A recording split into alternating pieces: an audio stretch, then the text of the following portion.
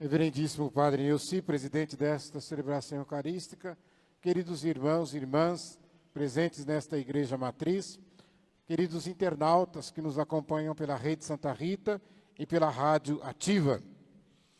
Iniciando esse mês de agosto, nós temos pela frente 3 meses temáticos de grande importância na vida da Igreja.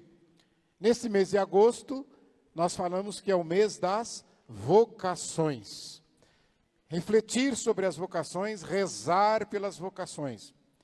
E depois, de setembro, nós temos o mês da Bíblia, onde somos convidados a refletir sobre a importância da Palavra de Deus na vida de cada um de nós, com o subsídio que nos é fornecido para estudarmos.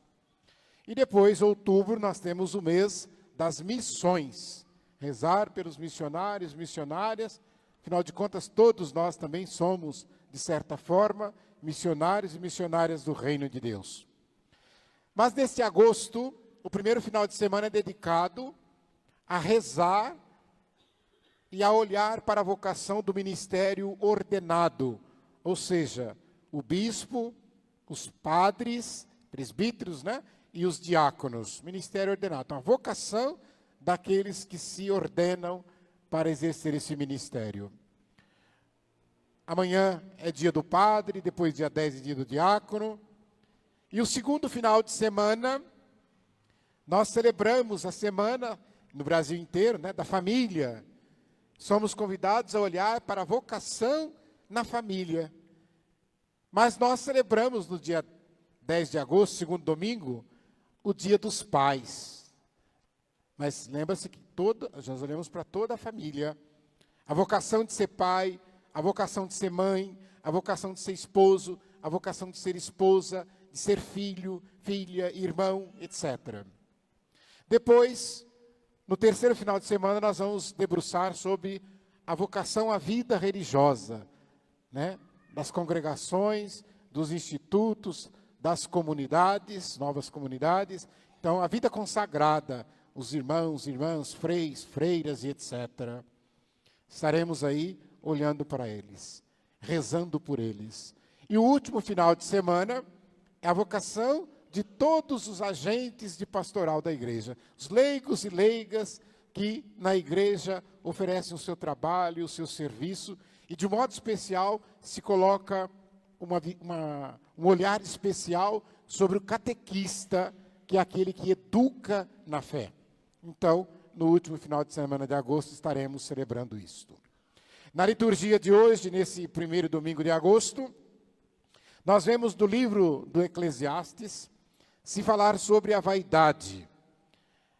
E a vaidade que às vezes leva à ganância, não tendo na palavra de Deus o seu porto seguro, mas sim colocando a sua esperança, a sua confiança nos bens materiais.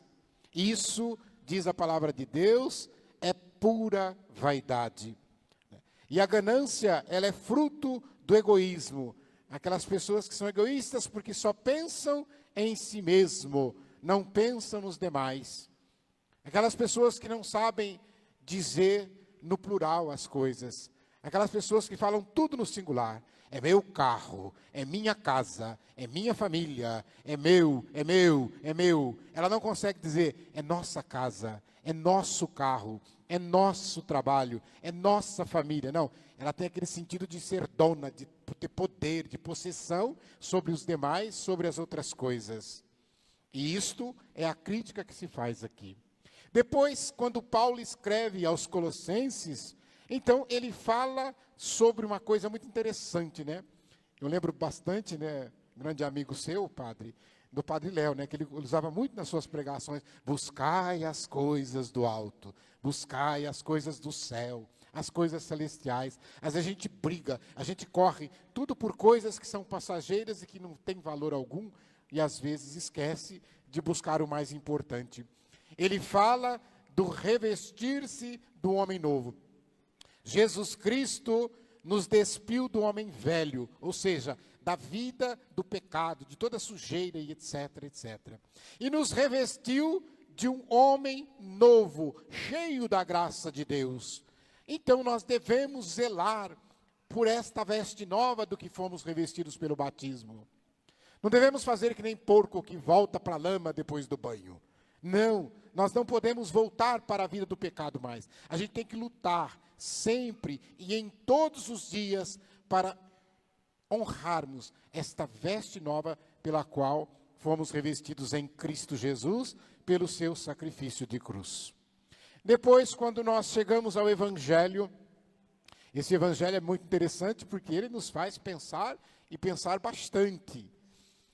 Ele fala da frustração de um homem porque ele acumulou muitas riquezas, muitos celeiros lotados, e nessas riquezas acumuladas, ele de repente percebe que a sua vida vai ser tirada, e aí vem a tristeza, porque olhar para si mesmo e olhar para todo aquele império que ele construiu e dizer, de que me vale isso? Se isso não me dá vida, isso não consegue devolver a vida. Eu não vou poder sequer usufruir de tanto suor, de tanto trabalho, de tanta privação que eu tive para poder construir tudo isso. E agora vou morrer. Eu costumo dizer, eu falo muito na minha casa, se eu morresse agora, pode ter certeza que eu morro feliz. Porque fiz tudo aquilo que eu quis fazer, no sentido de buscar isso. E nós devemos olhar para isso, porque eu costumo dizer, se eu morrer hoje, vocês vão verificar, eu não tenho nada no meu nome. E não me preocupo com isso, não. Deus me dá o suficiente, e é o suficiente que nós precisamos. Não precisamos pedir a Deus para mais, apenas o necessário. Vou repetir, parece música do Jorge lá, né? Apenas o necessário é que nós precisamos para viver. E a maioria das pessoas sofrem com isso porque elas têm dúvida de como vão se sustentar, de como vão pagar as contas. Meu Deus, será que eu vou ter comida dentro de casa? Como é que vai ser? Que dúvida cruel. Gente, confie em Deus.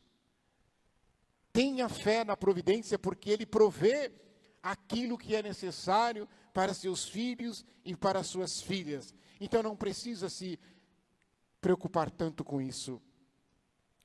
Hoje a gente vê quantas futilidades, quantas vaidades se vê por aí afora.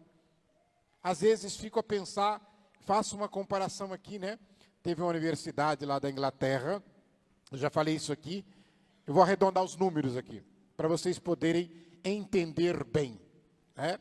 E se eu fizesse um exemplo, né? Vem aqui, Rosângela. Só para vocês entenderem bem o que eu quero dizer. Imagine essa mulher aqui, ó. Essa mulher aqui, ela tem a riqueza que todos vocês têm. Se vocês somarem tudo que vocês têm, dinheiro, casa, carro, terreno, fazenda, sítio, não chega nem perto do que ela tem. Ela tem muito? Tem, não tem? Ela é rica, né? Pode sentar, é pobre. Mas vejam bem, por que eu quis dizer isso? Porque esse estudo disse o seguinte, eu falei que vou arredondar.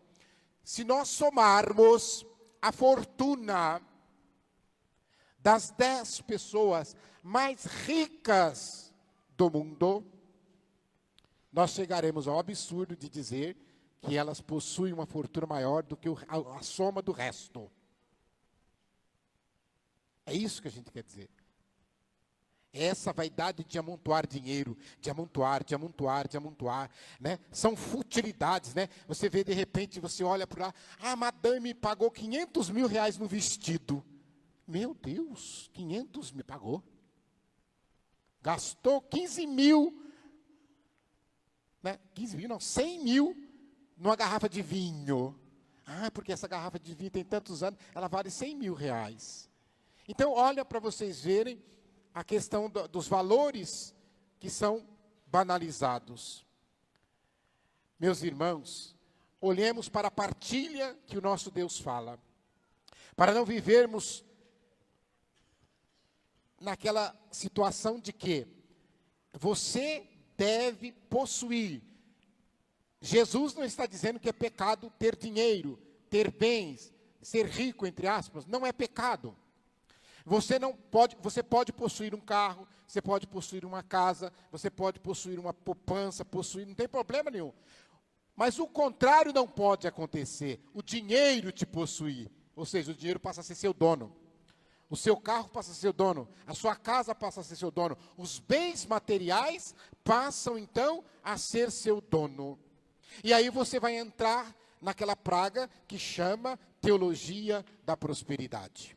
É quando eu tento associar um Deus que a bênção que Ele me dá tem que ser material, não é espiritual. Então, ou seja, eu olho lá e vejo, Deus vai me dar a bênção de um carro, Deus vai me dar a bênção de uma casa, Deus vai me dar a bênção de uma promoção no emprego, né? Então, eu vou atrás destas coisas, né? É como que se fosse possível a gente olhar que Deus fosse um banqueiro, o céu fosse um banco e nós fôssemos clientes que vamos aplicar no banco do céu para ganhar salvação. E não é assim que funciona. A salvação não se compra. A salvação a gente conquista na nossa vida de fé, no nosso dia a dia, na busca da santidade. Eu fico olhando às vezes, tem gente que vende terreno no céu. Eu não sei se pior é quem vende ou quem compra. E compra parcelado no cartão de crédito. Pelo amor de Deus. É dinheiro que está mandando.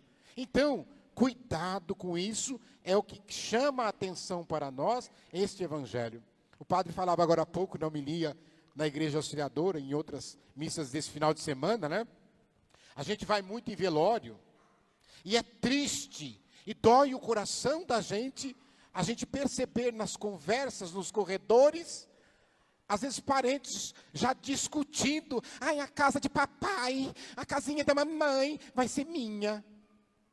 Gente, o coitado está ali sendo velado e as pessoas já estão marcando reunião para ver como é que vai ser o inventário, para ver quem que vai ficar com o quê, quem que vai ficar com aquilo, quem vai ficar com aquilo outro. O padre dizia de uma que até trancou a casa, escondeu a chave para os outros não pegar a joia, não pegar brinco da mãe que tinha falecido. Que absurdo! Nós estamos invertendo todas as coisas. Então, o que esse evangelho quer nos chamar é dizer, para nós devemos ter a noção de que Deus basta.